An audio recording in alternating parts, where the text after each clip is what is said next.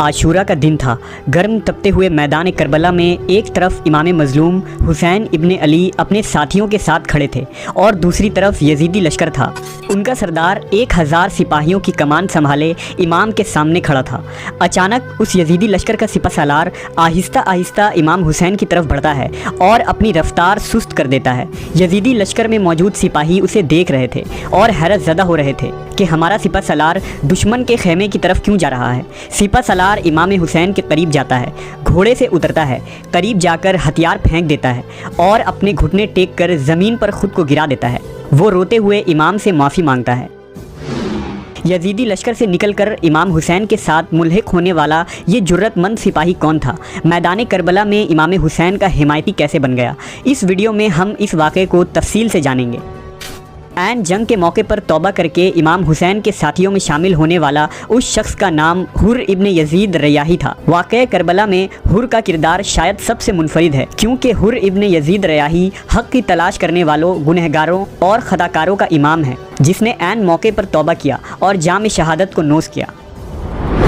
हुर अरब के मारूफ कबीला बनु तमीम से ताल्लुक़ रखता था। वो कूफा के मशहूर तरीन जंगी कमांडरों में से एक था। बनु उमैया की फ़ौज में जनाब हुर आला ओहदे पर फाइज थे। जब यजीद ने उबैदुल्लाह इब्ने ज़याद को कूफा का गवर्नर मुकर्रर किया तो उसे खबर मिली कि इमाम हुसैन अपने साथियों के साथ कूफे की तरफ बढ़ रहे हैं ताकि बनु उमैया का तख्ता पलटा जा सके। लिहाजा उसने जनाब हुर को 1000 अफराद की सिपह सालारी के साथ इमाम हुसैन अलैहिस्सलाम को रोकने के लिए रवाना किया।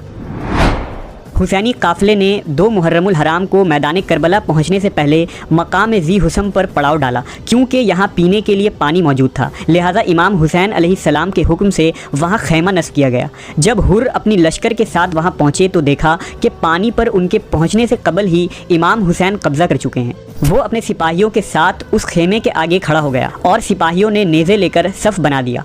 चूँकि जनाब हुर और उनका लश्कर इराक़ से लंबे सफ़र के बाद यहाँ पहुँचे थे, लिहाजा वो प्यास की शिद्दत से परेशान हो रहे थे। उनके पास जो पानी का ज़ख़ीरा था वो भी ख़त्म हो चुका था। हुर और उनके लश्कर के इस दुश्मन रवैये के बावजूद इमाम हुसैन अलैहिस्सलाम ने उन्हें वहाँ से पानी पीने की इजाज़त दे दी। यजीदी लश्कर ने अपनी प्यास बुझाई और अपने घोड़ों को भी सैराब किया। इमाम हुसैन के इस आला अखलाक से जनाब हुर बहुत मुतासिर हुए। लिहाजा जब ज़ुहर का वक्त हुआ तो हुर ने इमाम हुसैन अलैहिस्सलाम से दरख्वास्त की कि वो आपके पीछे नमाज अदा करेंगे। नमाज से फारिग होकर हुर इमाम की खिदमत में आए और आपसे यहाँ आने का मकसद दरियाफ्त किया। इमाम हुसैन ने फरमाया, मैं कूफियों के भेजे गए खतूत की वजह से यहाँ आया हूँ। वो हुकूमत से बेजार और परेशान हैं। जनाब हुर ने कहा, मैं यहाँ आपसे जंग करने की नीयत से नहीं आया हूँ। मुझे हुक्म दिया गया है कि मैं आपको कूफा लेकर जाऊँ, लिहाजा आप ऐसा रास्ता इख्तियार करें कि जंग और खून रेजी ना हो। हुर ने इमाम अलैहिस्सलाम को मशवरा दिया कि आप यजीद को ख़त लिखकर सुलह कर लें और ख़ुद को और अपने अहले बैत को शहीद होने से बचा लें। यही आपके हक़ में बेहतर है। इमाम अलैहिस्सलाम ने जवाब दिया कि खुदा की राह में मौत से कोई डर व खौफ नहीं है। हुर और उनका लश्कर इमाम अलैहिस्सलाम के साथ साथ चलते रहे और जब मौका मिलता तो जनाब हुर इमाम अलैहिस्सलाम के पास आकर ये मशवरा देते कि खुदा के लिए आप मदीना वापस चले जाएं, वरना आपका शहीद होना यकीनी है। इसी दौरान हुर को उबैदुल्लाह इब्ने ज़याद का ख़त मिलता है कि हुसैन और उनके साथियों को रोक कर एक खुले मैदान में ठहराओ, जहाँ ना पानी हो ना महफूज मकाम। उबैदुल्लाह इब्ने ज़याद ने अम्र साद और शिमर की सरबराही में मज़ीद 20,000 लश्कर भेजा और उन्हें लिख दिया कि इमाम हुसैन के साथ सख्ती करो और उन्हें यजीद की बैत लेने पर मजबूर करो। अगर वो राज़ी ना हो तो उनसे जंग करो और उनके काफ़िले पर पानी बंद कर दो।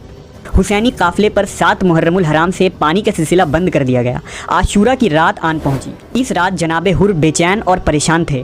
आपके दिल में बार बार ये ख्याल आ रहा था कि मैंने ये क्या किया, मैंने फ़ातिमा के बेटे को किस मकाम पर पहुंचा दिया। जनाब हुर का ज़मीर बार बार उन्हें कोस रहा था। जनाब हुर ने सोचा कि मेरी ही वजह से आज हुसैनी काफ़िला इस हालत में है कि अहले बैत रसूल के बच्चे भूखे और प्यासे होंगे।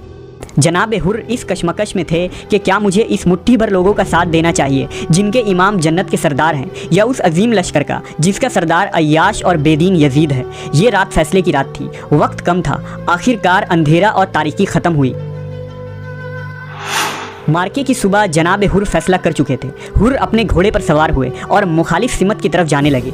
روایتوں میں آتا ہے کہ ابن ارس نے حر سے کہا، حر کیا پریشانی ہے؟ خدا کی قسم میں تمہیں اس فوج کا سب سے بہادر ترین انسان سمجھتا ہوں، لیکن تم ہو کہ پریشانی اور بے چین نظر آ رہے ہو۔ حر نے جواب دیا، میں خود کو جنت اور جہنم کے بیچ میں دیکھتا ہوں، مجھے ان دو میں سے کسی ایک راستے کا انتخاب کرنا ہے۔ حر لشکر لے کر حسینی خیمے کی طرف بڑھے۔ آپ کے ساتھ آپ کا بیٹا اور غلام بھی تھا۔ وہ آہستہ آہستہ چلتے ہوئے امام حسین علیہ السلام کے خیمے کی جانب پہنچے۔ قریب پہنچ کر ہتھیار پھینک دیا اور اپنے گھٹنے ٹیک کر زمین پر خود کو گرا دیا اور زور و قطار روتے ہوئے امام علیہ السلام سے معافی مانگنے لگے۔ جناب حر نے کہا، اے حسین، میں ہی ہوں جس نے آپ کا راستہ روکا تھا، کیا میرے لیے کوئی سزا ہے؟ امام علیہ السلام نے انہیں اپنے بازوؤں میں سمیٹا اور فرمایا، حر، میں نے تمہیں معاف کیا اور یقین دلاتا ہوں کہ میرے نانا بھی تمہیں معاف کریں گے۔ یزیدی فوج میں ہنگامہ برپا ہو گیا کہ جناب حر حسین کے قافلے میں جا ملے ہیں، لہٰذا جناب حر لشکر یزیدی کو چھوڑ کر اہل بیت رسول سے ملحق ہو گئے۔ توبہ کرنے کے بعد جناب حر نے امام حسین علیہ السلام سے اجازت مانگی کہ وہ میدان میں اترنا چاہتے ہیں، لہٰذا امام علیہ السلام نے انہیں جنگ کی اجازت دے دی۔ حر نے بڑی بہادری سے جنگ کی، ان کا گھوڑا زخمی ہو گیا، ان کے کانوں اور پیشانی سے خون جاری تھا، لیکن وہ مسلسل رجز کرتے ہوئے دشمن پر حملہ کر رہے تھے، یہاں تک کہ انہوں نے 40 افراد کا قتل کیا۔ آخر کار یزیدی لشکر نے ان پر حملہ کیا اور انہیں شہید کر دیا۔ جب امام حسین علیہ السلام کے ساتھیوں نے ان کے جنازے کو امام حسین کے سامنے پیش کیا تو آپ میت کے سرہانے بیٹھ گئے اور ان کے چہرے پر خون کو صاف کرتے ہوئے فرمانے لگے، حر، تم اسی طرح آزاد ہو جیسے تمہاری ماں نے تمہارا نام حر رکھا تھا، بلکہ تم دنیا اور آخرت میں بھی آزاد ہو۔